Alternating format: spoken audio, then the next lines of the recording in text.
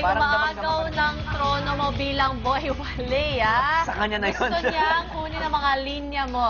Grabe, sa kanya na yun. May gulay. Pero ito ang tanong ko, di ba si Myrtle, pinili nga niya si Ryan dun sa mga dates. Date, Eh kung oo. si Ryan biglang nagtanong sa kanya, busted rin kaya? Yun ang Yun ang malaking ginagawa. katanungan, no? Pag sabihin na Ryan, basit ba ako? Labas na labas ng dila yun si Ryan. Totoo yan. Jockey. Job well Boy- done na naman, boy boy chismis Dila, ako pero talaga. Jockey. Jockey. Okay. Ay, nako, eto na. Ano bang gagawin natin ngayon? Yan! Ito na! Ito Ang na. paborito mo! Yes. Ito na, ang paborito natin lahat. Ito na po, Ito para na sa talaga. mga followers. Ito na, si Boy First Time!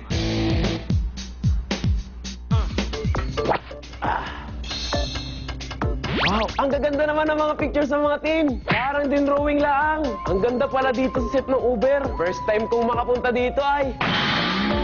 Alam nyo ba na ang pwesto ng nunal ni Karen ay pareho ng pwesto ng nunal ni Lorna Tolentino? Ito ay nakalagay sa kanang bahagi ng kanilang mga bibig. Ayon sa kasabihan, ang taong may nunal sa kanang bahagi ng bibig ay may malakas na imahinasyon at originality. First time yung nalaman yan mula kay Boy First Time.